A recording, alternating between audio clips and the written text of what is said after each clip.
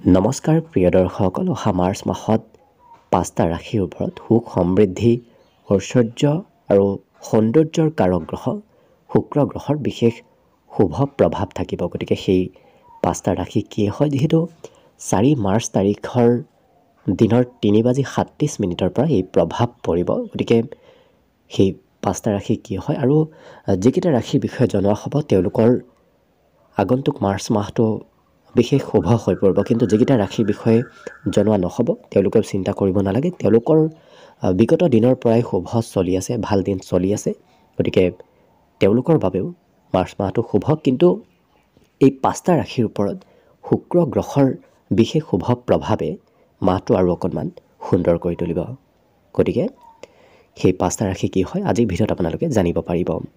লগতে কুম্ভ ৰাশিত পূৰ্বৰে পৰা শনি অৱস্থান কৰি আছে আৰু শনি যিহেতু ৰবিৰ দ্বাৰা অস্ত হৈ আছিল, কিন্তু বৰ্তমান সময়ত শুক্ৰৰ অৱস্থানে শনিৰ লগত অৱস্থানে শনিৰ বলাবল বৃদ্ধি কৰিব আৰু সেই শুক্ৰ শনিৰ সংযোগে কেইটামান ৰাশিৰ, বিশেষকৈ সেই 5টা ৰাশিৰ বাবে বিশেষ সুখবৰ লৈ আহিব।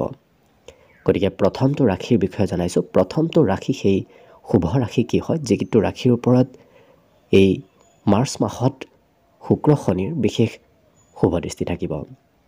প্ৰথমটো ৰাশি হৈছে বৃষ ৰাশি। এই বৃষ ৰাশিৰ ব্যক্তিসকলৰ কেৰিয়াৰত উন্নতি হ'ব, বিভিন্ন প্ৰকাৰৰ কৰ্মপ্ৰাপ্তিৰ এই মাহটোত সম্ভাৱনা দেখা গৈছে। নতুন নতুন সুবিধা প্ৰাপ্তিৰ পূৰ্ণ সম্ভাৱনা আহি পৰিব এই মাৰ্চ মাহত।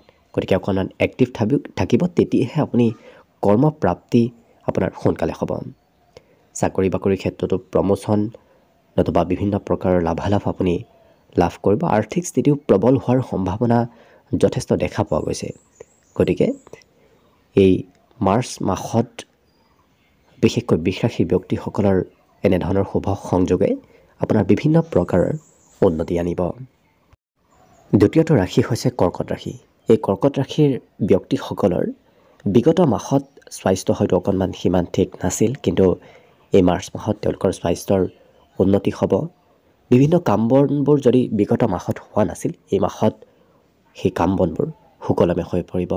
সুখ সমৃদ্ধি বৃদ্ধিৰ যোগ দেখা পোৱা গৈছে। আৰ্থিকভাৱেও যদি সমস্যা চলি আছিল নতুবা ধনৰ আগমন হোৱা নাছিল, তেনে ক্ষেত্ৰতো আপোনাৰ শুভ লাভ কৰিব। গতিকে ধন আগমনৰ সম্ভাৱনাও বৃদ্ধি পাব।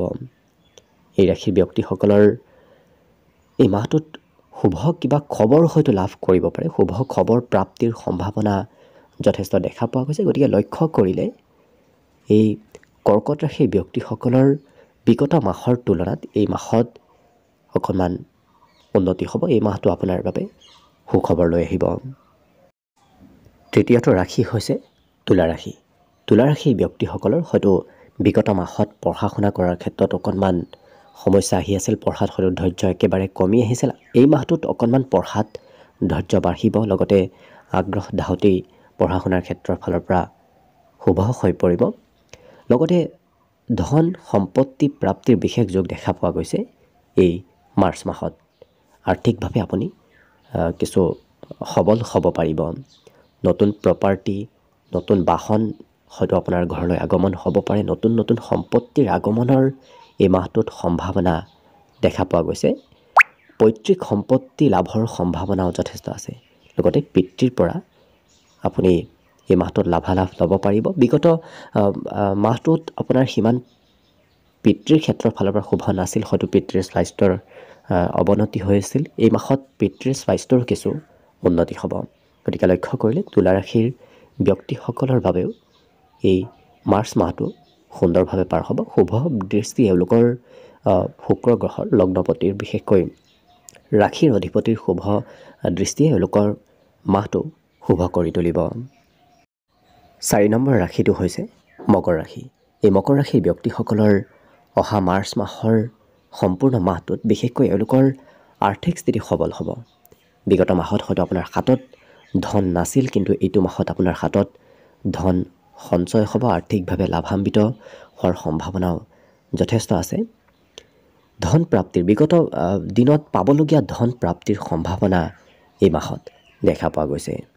পাৰিবাৰিক ক্ষেত্ৰত সমাজত আপুনি মান সন্মান লাভ কৰিব। গতিকে সামাজিক আৰু পাৰিবাৰিক মান সন্মান প্ৰাপ্তিৰ যোগ দেখা পোৱা গৈছে। হয়তো বিগত মাহটো আপোনাৰ সিমান ঠিক নাছিল, পৈতৃক সম্পত্তিও হয়তো আপোনাৰ খৰচ হৈছিল, নতুবা পিতৃৰ সৈতে সম্বন্ধ সিমান ঠিক নাছিল, মাজে মাজে মতভেদ চলি আছিল। এই মাহত তেনেধৰণৰ সমস্যাবোৰ আপোনাৰ দূৰ হ'ব আৰু কিছু উন্নতি হ'ব।